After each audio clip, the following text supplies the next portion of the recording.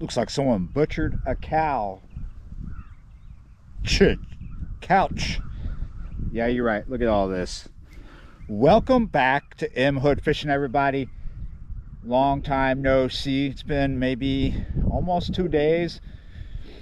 Kind of a man cold thing happened. Yeah, you're right. The temperature dropped. Started to feel weird. Mostly my sinuses. And I was a bit surprised. I thought I was catching a cold, but I wasn't. It's a possibility that it's environmental. Yeah, you're right. Smoke. There are 3 marsh fires going on. Last night in Belle Chasse, the whole town got smoky and stank for over 2 hours. Smelled like someone filled a car full of pigeon shit and then caught it on fire. And you could smell that petroleum in the air, that, you know, the peat in the marsh burning. I don't know if that's what has caused my sinuses just to flare up and be horrible, but they definitely were and still are today. But I'm in a better mood. Lord, I wish this wind was in a better state. It's kind of breezy. Should lay down while I'm here. I have not too much time, but enough time to do something. Where am I? I'm at the scene of the crime where someone killed a couch, a love seat, one of those lazy boys. I don't know. They butchered something. This is where I'm at. Staring into the sun. I'm behind a pumping station on the ICW. Want to see what I can get under the cork with shrimp. I spent $3.72 on this bait shrimp from Salvo's. Check it out. I'm gonna pull this bit out right here. There's 3 of them. I brought a bigger rod to do this. It feels a little bit like overkill. It's an 8-foot rod, 20-pound test. Let's see what we catch here. We got a 1/0. Thread a piece of, I'm dropping on my, I'm out of sorts. I'll get it done eventually. Here we go. I'm gonna pinch that bit off and just, there you go. That's an H&H cork. I'm gonna show you here in a sec, but we just wanted to get it out. Biggest reason why I opted for the 8-foot was so I could have the ability to deal with casting in the wind like I am right now, and the ability to cast out far to feeding fish. You know, if I see fish feeding and they're a good distance away, I could probably reach them. These are the corks that I'm using. It's a 2-pack. Right now at B&B Tackle in Belle Chasse, you can get 2 packs of these. That's 4 floats for $5 or 5 for 10, 5 packs. Yeah, you're right. So it doesn't say what length the leader is, but it's like 18, 20 inches, and it's steel leader. Got a little clip for the hook, and then the lead. They got at that store at B&B, they got 2 different sizes. They got this one and then a smaller one.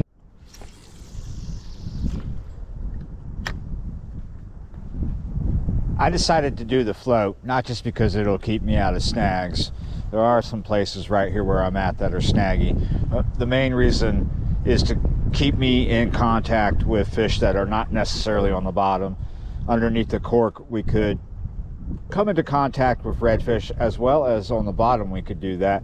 But higher in the water column, we could definitely encounter speckled trout and white trout, because I believe they're here. That's kind of why we're doing what I'm doing right now. See if we can get into some trout and whatever else.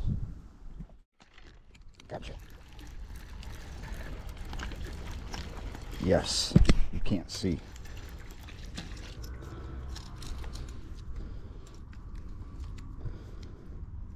Little catfish. Really little. Very, very, very little. I have a little bit of shrimp left. I'm not putting it out very far. Come on, come on. Ah. Are you still with me? We're getting a good hit out there. Let's see. Oh, look at this. I couldn't tell. I could not tell that he was still with me. Yeah, you're right. Another little channel. It's something. When I don't feel good, if I can catch anything, it makes me feel a little better. It makes me want to stay a little longer. I was thinking about cruising to another spot along this canal, but I'm getting comfortable now.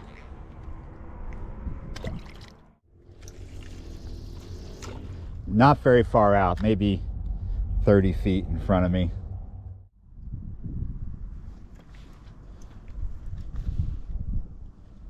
More and more stuff is starting to kick off here. See that? That was not a mullet.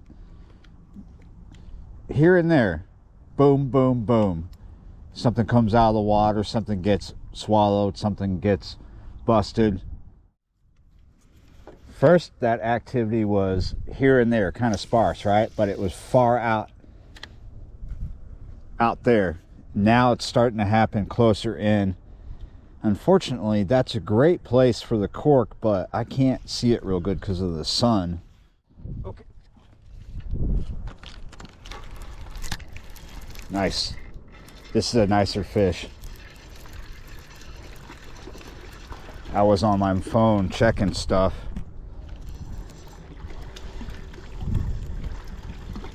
Looked up and I was like, yes, the cork is gone. Yeah, you're right. That is a nicer channel. Hopefully it just keeps boom, boom, boom coming up. I am prepared to keep fish. Not sure if I'm prepared to do a catch and cook for this one, guys, because I'm not feeling that great. But I am not prepared to catch, or keep, I should say, channel cat of that size. I think what I have in my mind for keeping would be a keeper trout or a redfish.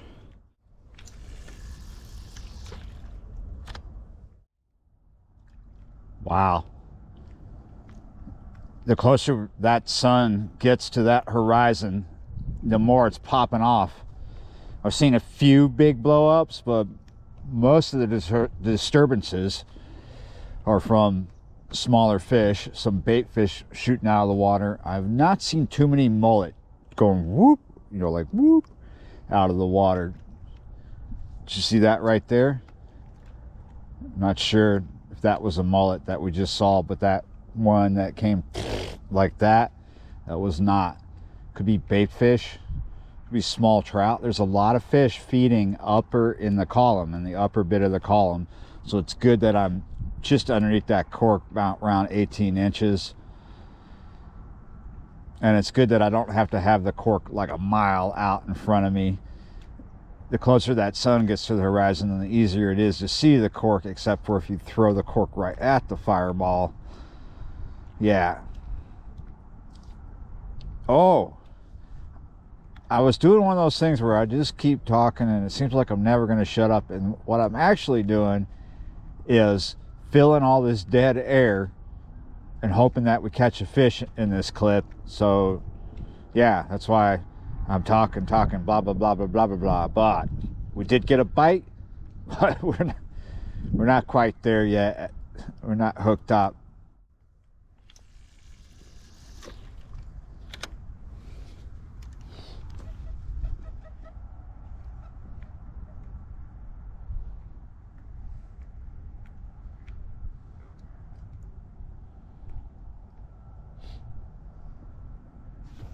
Just take it under. I'm gonna let him have it. Come on. He's rolling with it. He's gently taking the cork away from us. I want him to get used to it before I do that. There we go. Nice. Tighten up my drag a little bit.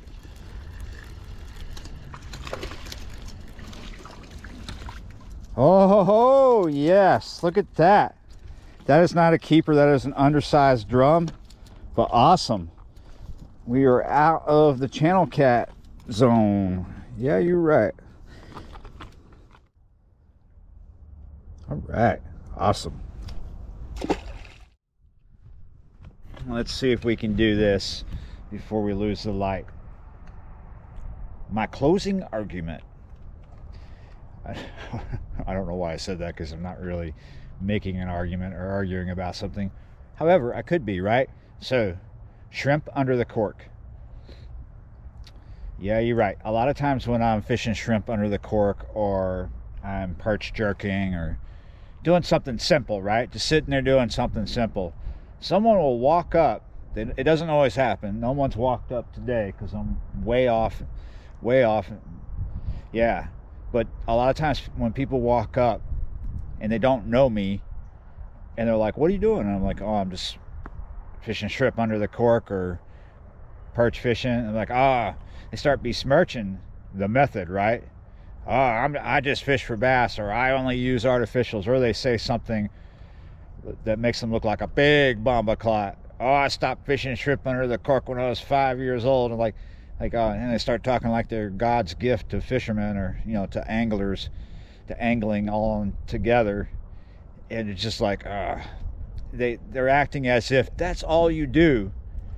There are people that only fish shrimp under the cork, and that's all they do. There are people that only fish with shrimp. And different. We're getting interrupted. What I'm doing here is I'm trying to do my closeout before I lose the light, because I think I'm going to stay till it's dark, right?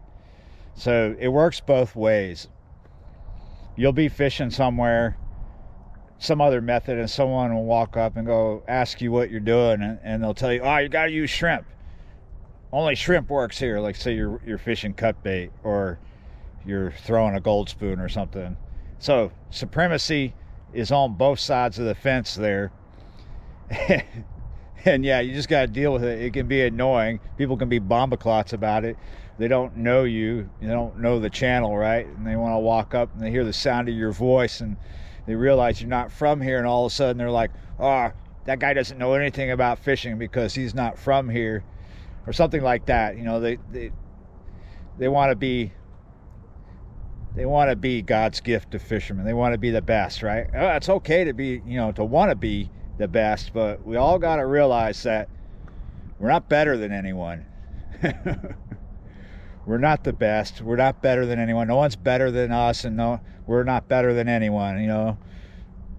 Doesn't really work like that, though, does it? Because I'm sure that people can be better than me, better than you, but we don't have to make an argument about it, that who's better, who's worse. But we will, won't we? We always will. We'll make these arguments. What's better? What's worse? Is trout fishing better than bass fishing? Things like that. People get way out of hand with it. The point is, don't be a bomba clot about it. Respect other people's wishes when it comes to how they want to fish. If they're doing something wrong and you think you can help them, sometimes you got to approach that with kid gloves, because you can't help people. You can tell people, hey, maybe you try this, it might work better. But people can always have an attitude about it. I've encountered that many times when I see someone. I see places where they could improve, and I try to tell them, and they're like, I know how to fish. I don't need to be told how to fish. And I'm just like, okay. Have a good day. Yeah, you're right, guys. Thanks for watching, liking, sharing, commenting, subscribing, and I will see you next time.